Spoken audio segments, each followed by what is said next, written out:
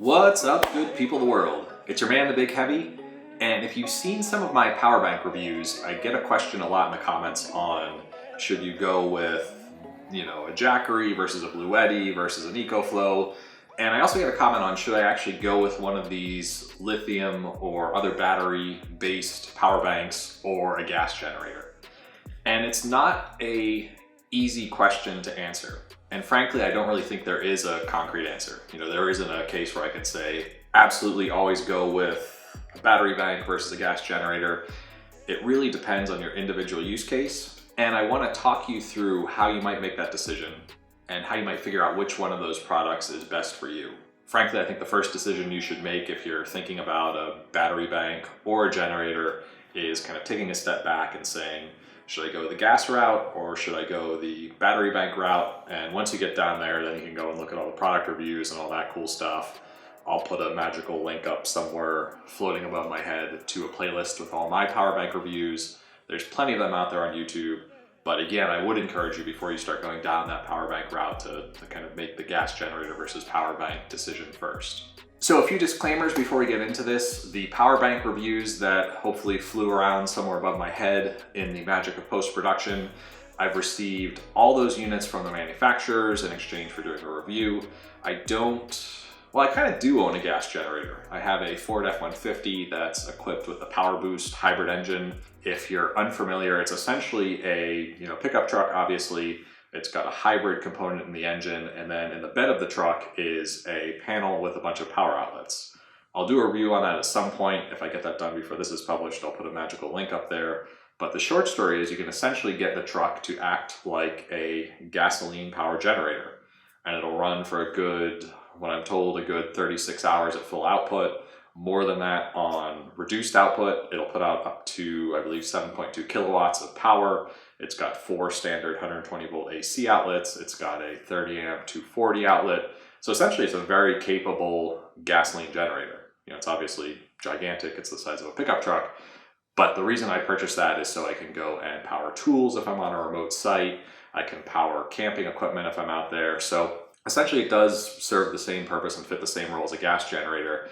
I did also purchase it with the intent in the back of my mind, if there was an extended power outage, having a gasoline generator might be interesting. So let's start things out with a little bit of terminology. The battery bank companies, and I'm going to use that battery bank term, they've called their devices solar generators, they've called them power banks, they've called them all sorts of things. The way to think about that is it's essentially a gigantic battery with a bunch of outlets attached to it. It's that simple. And there's some additional components in there. The way you get energy from that battery to those plugs is, in a lot of cases, you need an inverter. The technical reason for that is the batteries generally store direct current and output direct current. You need an inverter to turn that into alternating current, which is what you'd find when you plug something into the wall, versus direct current, which you can plug directly into the battery, which powers things like a phone charger, an iPhone cord, any of those cords that you plug into your small electronic devices. Your generator, interestingly, generates alternating current. It spins essentially a motor around. It's some magnets and a coil that generates AC, so you need some technical wizardry to turn that into DC. But that key difference is your solar generator / power bank is essentially a big battery. Your generator is actually a motor connected to a device called a generator that actually produces electricity through mechanical means. So why is that important? Well, it's important for a few reasons. On the generator side, when it's just sitting there quietly, not running, not doing anything, it has no stored power other than the power that's in the fuel that it runs off of. And once you turn it on, it requires that mechanical process and that motor to actually generate electricity. Now, what that means from a practical perspective is there's going to be some noise. Generally, a motor is going to create some noise. It's going to require fuel in the form of gasoline, propane, natural gas, generally some sort of fuel. And potentially that motor is going to require some maintenance. It's more complex to have a motor attached to a generator. There's more moving parts, there's gears, there's pistons, there's pulleys, there's all that stuff. Small engines have been around forever. Generators have been around forever. It's a 100-plus-year-old technology, so we've got it pretty well refined, so it's not like these things are breaking every moment. but it's a more mechanically complex device that is potentially going to sit around, in the case of a standard generator, sit around your garage for 6 or 8 months until there's a power outage and you need to pull the thing out and get it running. Now compare that with the battery pack, and it's a big gigantic battery. There's no motors, there's no mechanical parts, nothing's really moving aside from some fans to keep the unit cool. And once it's charged up and sitting there, it's full of potential energy that you can readily use. So it's, a battery that's full of electrons versus a gas generator that's full of gasoline, natural gas, propane, etc.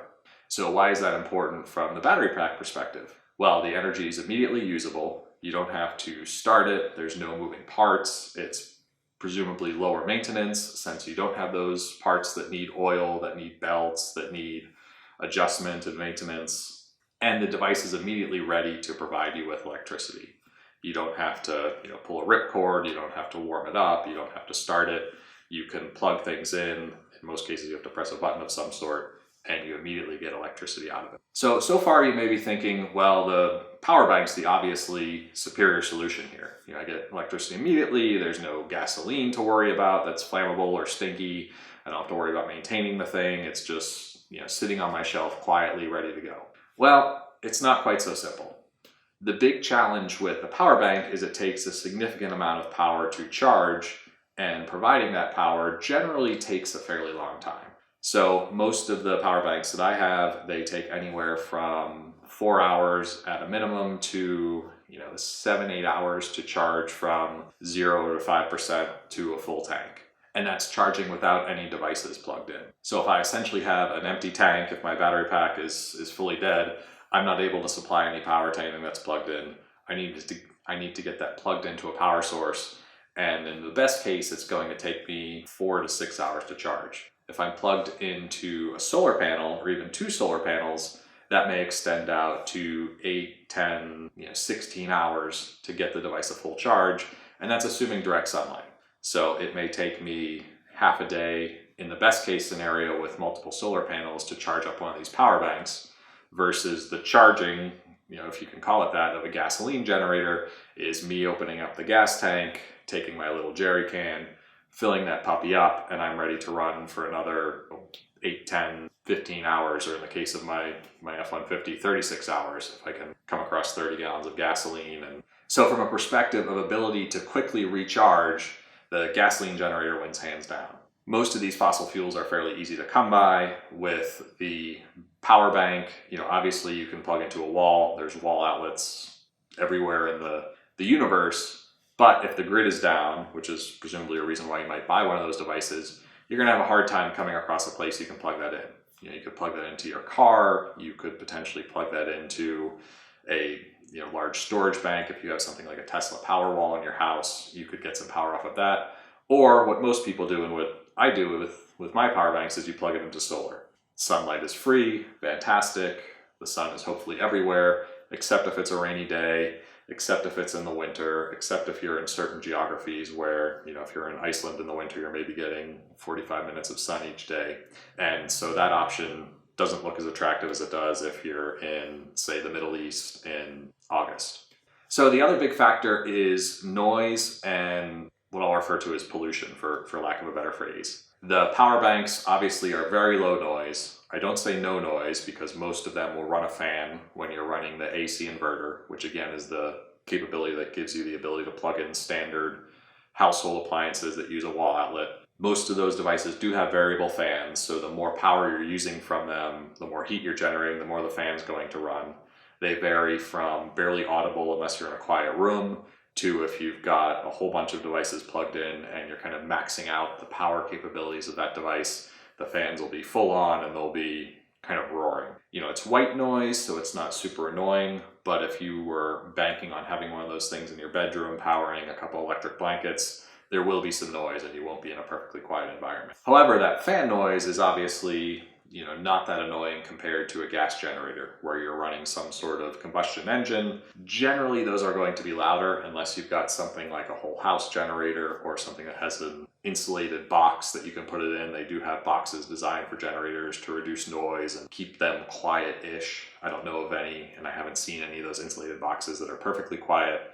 You do always need a means to get the exhaust out of those boxes, so there is going to be some entry point to the outside world, which also brings us up to the topic of physical pollution in addition to that noise pollution in the form of carbon monoxide and whatever else comes out in the exhaust.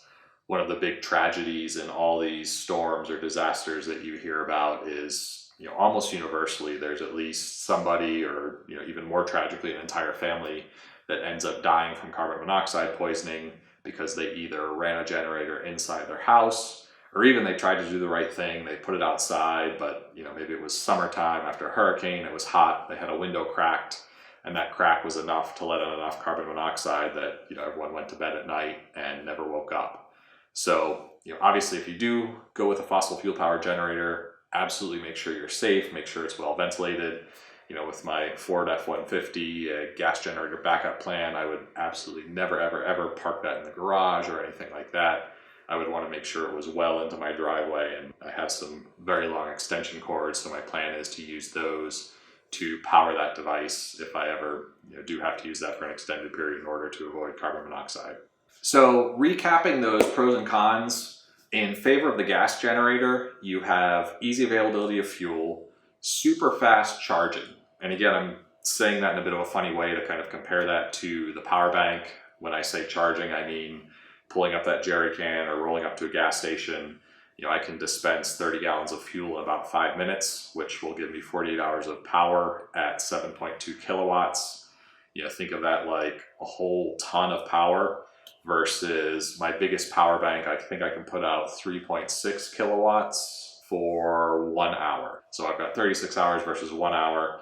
And that power bank, when plugged into household current, takes, I believe, 8 hours to charge versus my 10-15 minutes at the gas pump. So fossil fuel, super easy to charge quickly, relatively easy to store a lot of backup power in the form of gasoline, propane, natural gas. I'd say they're about equivalent in terms of transportability. Most of larger power banks are heavy. Probably my smallest one, which is 1,000 amp hour battery, is about 40 pounds. I have a 100 pound, that's that 3600 amp hour battery. Generators, from what I've seen, generally run in a similar range, 40 to 100-ish pounds, depending on the capabilities. In terms of longevity, the gas generator kind of gets the win there as well. They can generate their maximum output as long as there's fuel. Most of them will run for 6 to 8 hours at maximum output, and then you get that quick charge capability. Your battery bank is going to provide its maximum power output generally for about an hour, so much less runtime if you're pulling the maximum output. Where things start to shift in favor of the power bank is there's no noise, or low noise I should say. There's little to no risk of any sort of carbon monoxide poisoning. Some of these devices do emit some gases when they charge or discharge, so just be aware of that. You still want to have it in a ventilated room. I wouldn't keep it in your bedroom with the doors closed, just to make sure, and I would read through your user manual and be attentive to whatever the manufacturer recommends, since different batteries have different chemistries which do different things. So don't want to make a blanket statement that they're 100% safe, but they are designed to be used indoors versus a fossil fuel power generator, which you should never use indoors. Arguably, the battery bank's a little easier to transport. You don't have that risk of fuel spilling. You can theoretically put one of those things on its side, whereas you wouldn't want to do that with a gasoline generator. You could also argue the power bank's a little safer, although lithium-ion batteries are not known as totally problem-free devices. But I would say probably there's more risk with something like a gasoline generator versus a lithium-ion battery of having some sort of fire or something like that. And you do need to be a little more safe and conscientious when you're dealing with fossil fuel, particularly gasoline, when you're filling, transporting, and all of that. On the maintenance front is the other win for the battery banks. Your gasoline engine, again, has a lot of moving parts. It needs oil, spark plugs, maintenance.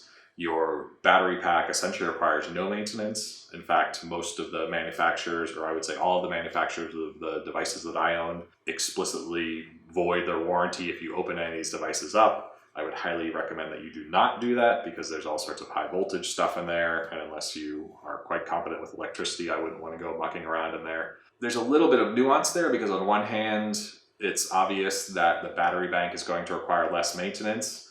On the other hand, with the generator, small engines have been around for 100 years. They're relatively simple and straightforward.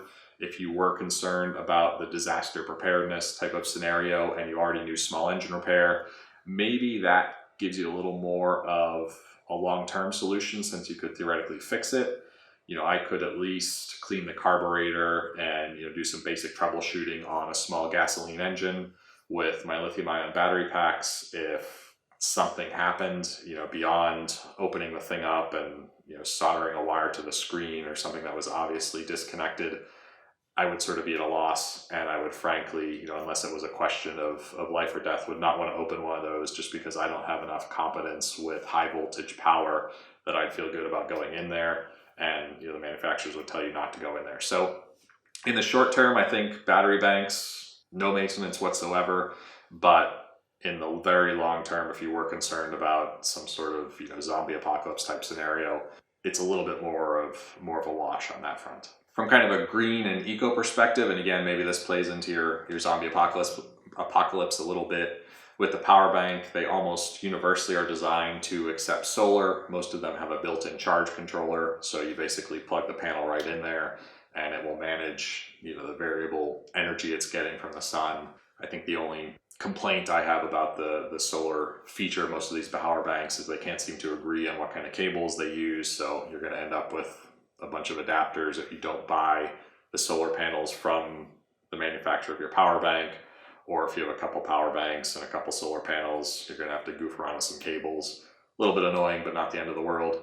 So theoretically, you do have that limitless supply of energy from the sun, with the negative that it's going to take you longer to charge. And if the sun's not out for weather, season, what have you, you're kind of up the creek. And it's more difficult potentially to source energy to charge up your power bank than it might be to source gasoline or some common fossil fuel, at least here in 2021. If we do move to this future where there's a reduction in the use of gasoline through government mandate or through just societal change, it might be a lot harder to find 5 gallons of unleaded than it is today.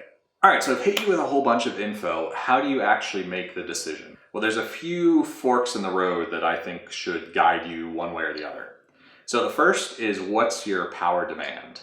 So if you've got a high power draw, and generally what draws a lot of power is things that produce heat, any sort of motor that drives a lot of work. So I'm thinking things like table saws, planers, large power tools. If you had a large refrigerator or a heating or cooling unit, so if you want to run your air conditioner or HVAC for whatever reason, you're going to have a high power draw.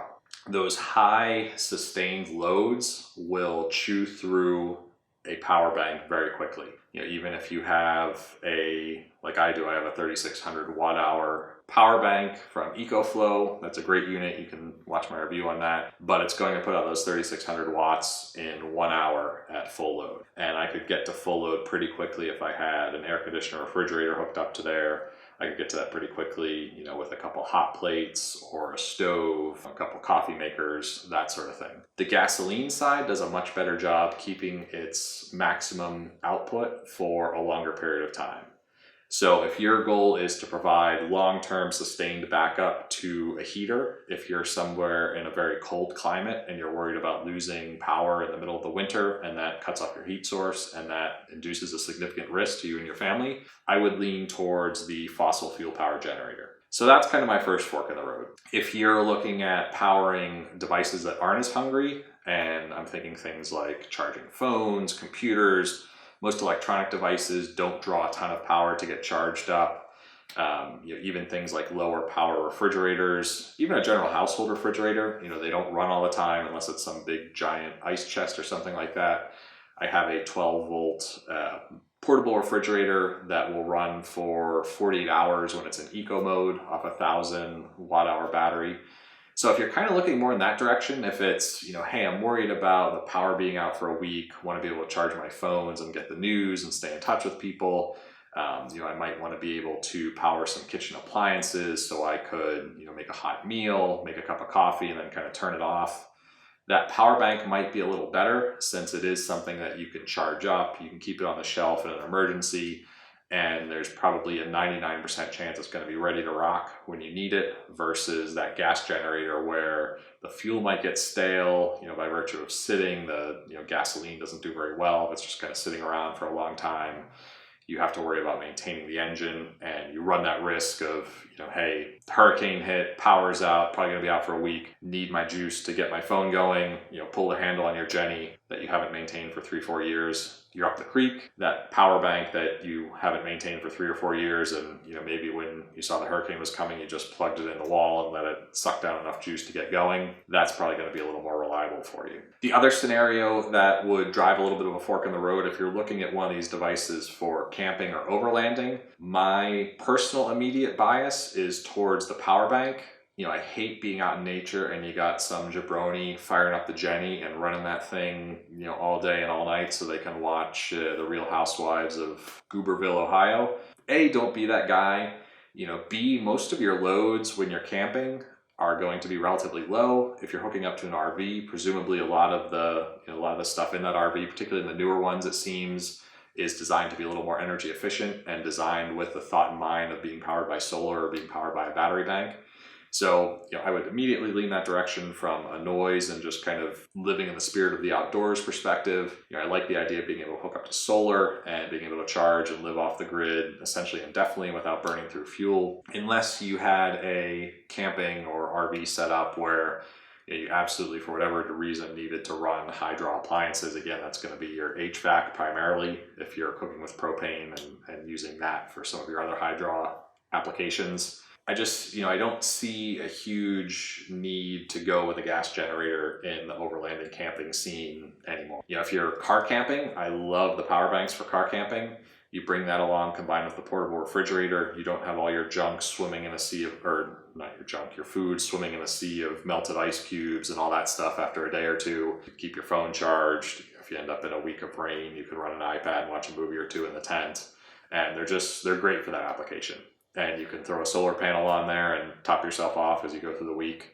I had someone in the comments on one of my other threads that was going to buy one of those for a CPAP. So obviously if you need a breathing machine to be able to sleep safely and enjoyably out in the woods, you probably don't want a Jenny banging away next to you all night.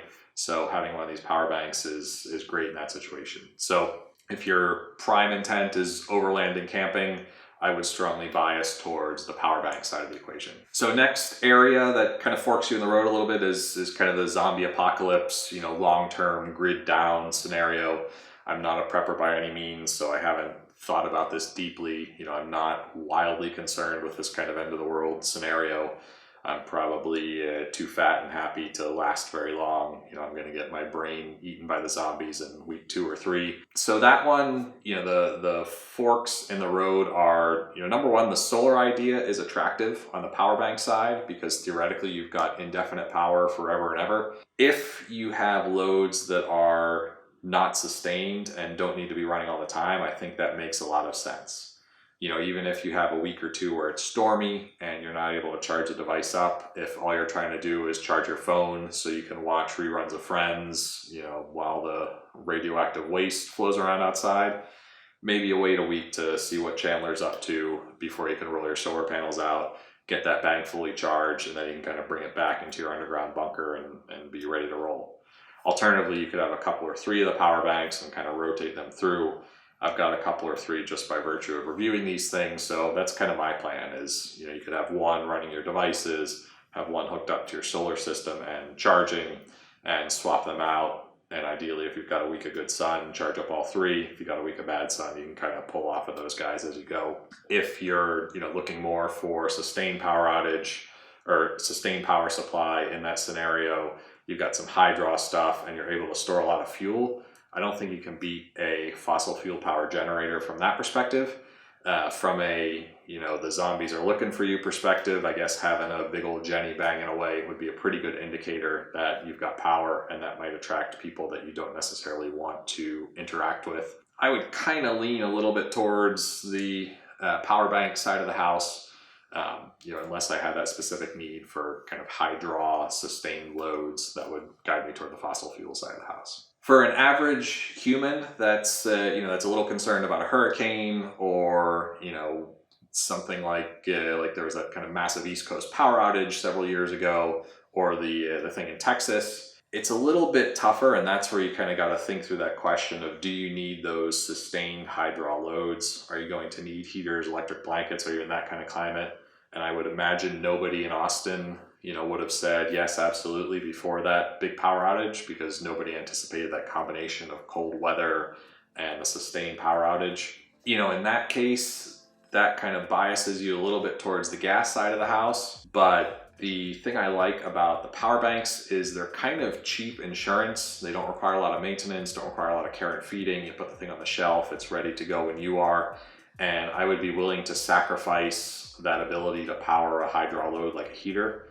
I would caveat that with the fact that we do a lot of camping in our family. I have a pretty good selection of sleeping bags and things like that. If we did lose power here where I am, it's in the dead of winter, it's not going to get to -10. Could get to 15 though, but I think we have enough sleeping bags and kind of general supplies that we could keep the family warm. We consolidate everything down to one room to kind of keep body heat helping us out. And then we would use one of the power banks for things like charging phones, refrigeration to keep some food cool with that 12 volt backup cooler. We potentially plug in one of the fridges and keep that guy running. And that would keep us chugging along for a couple or 3 weeks. So that's kind of my plan for that what I think is the most likely scenario from a disaster preparedness perspective. For me personally, we do a lot of camping. We do a lot of, I'll call it car camping. I think we ultimately intend to do some more overlanding style, off-road RVing, cool type stuff. And, that kind of also drove the desire to get some of these power banks. The ability to charge up with solar, the ability to go around without making any noise, the ability to be a little more environmentally friendly, and have that portability factor where you can kind of carry the thing like a cooler versus having a larger generator that you're maybe wheeling around. You're needing to bring a fuel supply. You have the hassles and safety risks of splashing fuel around and all that sort of stuff has biased me towards the power banks with, again, that caveat that I also, in purchasing my vehicle, a tiny fraction of the decision of that vehicle purchase was having that gas generator as a backup. So my ultimate plan is, if things got squirrely and we need power for a long period of time, run off the power banks, power up the truck to charge those guys up, and live off the power banks and or solar for the rest of the day. So hopefully that helped you at least get guided down an initial path from generator or power bank, or maybe there's some combination that makes sense for you. If you are interested in hearing about some of the power banks that I think are some of the better ones in the market, more towards the higher capacity side of the house, definitely check out some of my other power bank reviews. There's plenty of generator reviews out there. I'm not competent enough to tell you, which direction you should go on the gas generator front, but I do encourage you to strongly consider the gas generator. If you came here saying, hey, power banks for me, go through that exercise that I just walked through for yourself and see where you land on the fence. Similar if you came here and said, hey, I'm buying a gas Jenny, that's where I'm going. Hopefully this gave you some ways to think about why a power bank might be a better choice for you. And again, make sure that it's a choice that you're making based on your needs, not because one's cool or, some YouTube jabroni told you to get one or the other. I do think that depending on your use cases, one makes a lot more sense over the other, and that varies with the individual. There's not a universal answer here. So stay well, be kind to each other, stay electrified, charged up, and or generating joy, happiness, and power. And we'll see you next time. This is a Big Heavy wishing you well. Peace. Ever wonder why every talking head on YouTube asks you to hit the like and subscribe button at the end of their video? You were right, because we're living in a computer simulation. And our benevolent robotic overlords get just a little bit of energy every time you hit that like. So do me, the rest of civilization, and our benevolent robotic overlords a favor. Mash that subscribe, be kind to each other, keep living your simulated dreams.